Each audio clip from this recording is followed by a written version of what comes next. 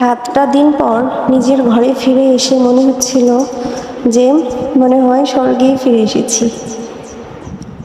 আর এসেই ভালো করে ফ্রেশ হয়ে চলে গেলাম রান্না করতে। আর কিছুক্ষণ আগে যে দেখলেন এলোমেলো জিনিস, সেগুলো সব আমরা লাগেজ থেকে বের করে একটা রুমে রেখেছি। কোনটা কোথায় গুছাবো সেই দায়িত্ব হচ্ছে নক্ষত্র বাপের। আমি চলে আসলাম রান্না করতে। কতদিন রান্না করি না, যদিও খেয়েছি ওখানে বাঙালি খাবারই, কিন্তু তবুও সেই যে কবে থেকে রান্না করি না নিজের হাতে, এটাই মনে হয় আমি মিস করছিলাম। খাওয়া একদমই মিস করিনি, কারণ হচ্ছে আমি সব বাঙালি খাবারই খেয়েছি, আমরা সবাই, কোনো কষ্ট হয়নি খাওয়ার। কিন্তু এই তো দেখতেই পাচ্ছেন মাছ ভাজছি। এটা মাছ ভাজি করব না, আমি এখানে হচ্ছে প্রথমেই ডাল আর ভাত বসিয়ে দিয়েছিলাম। ডাল ভাত বসিয়ে তারপর আলুর ভর্তা করব, সেজন্য হচ্ছে আলু এক চুলায়, আরেক চুলায় হচ্ছে টমেটো ভর্তা করব, সেজন্য দুই চুলায় দুটো বসিয়ে দিয়েছিলাম।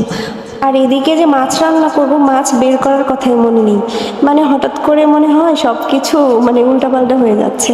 কি আর করা, ঝটপট মাছও বের করে নিলাম।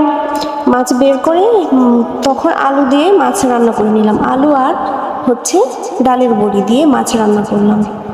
যত কিছুই করি না কেন, আমার কাছে মনে হয় রান্নাটা যদি করে রাখি অনেকটা কাজ এগিয়ে যায়।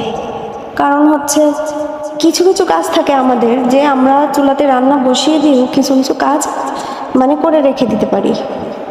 কি আর করা যাবে, মেয়ে মানুষ, রান্না করতেই হবে। যদিও নক্ষত্র বাপি বলেছিল যে মানে কোথা থেকে আনিয়ে নেই খাবার, ঈদের হচ্ছে অনেক খাবার পাওয়া যাবে। আমি বলি না, কোনো প্রয়োজন নাই, আমি করে নেব, তুমি একটু সময় দাও আমাকে। তুমি হচ্ছে বাকি লাগেজগুলো গুছাও, ছেলেদের একটু রাখো, আর রান্না বান্নার পুরো দায়িত্ব আমার। আর হচ্ছে অনেকদিন পর এসে অনেকগুলোই রান্না করে ফেলেছি, বেশ ভালোই লাগলো। রান্নাগুলো মজা হয়েছিল, শুধু টমেটোটা একটু কম ভালো ছিল। যেমন টমেটোটা মাঝখানে উপর দিয়ে বেশ ভালোই ফ্রেশ, কিন্তু না মানে আমি যখন এটাও সিদ্ধ করে করেছি, টমেটো ভর্তাটা ভালো করে সিদ্ধ করে পরিমাণ মতন জল দিয়ে সিদ্ধ করেছিলাম, ওইটা না ভিতর থেকে শক্ত ছিল। কি আর করা যাবে, সবগুলো তো আর সমান হয় না। তারপর পেঁয়াজ টেয়াজ ভেজে আমি নক্ষত্র বাপ্পিকে দিয়েছি, উনি এই যে দেখতে পাচ্ছেন ভর্তাগুলো উনি সব করে রেখেছে। এদিকে টমেটো, শসা, তারপর লেবু, টমেটোটা দেখাতে ভুলে গিয়েছি। আলু ভর্তা ভালো করে, আলু ভর্তা করতে হচ্ছে দুই ভাগে, একটা হচ্ছে ঝাল ছাড়া আর একটা হচ্ছে ঝাল দিয়ে। নক্ষত্র খাবে হচ্ছে ঝাল ছাড়া, সে ঝাল খাবেই না। এই যে দেখতে পাচ্ছেন নক্ষত্র খাচ্ছে, আর জ্যোতিষ্ক পণ্ডিত দেখুন সে একা একা বেড়ে বেড়ে খাবে, মহাপণ্ডিত। আর ডাল, সেটা তো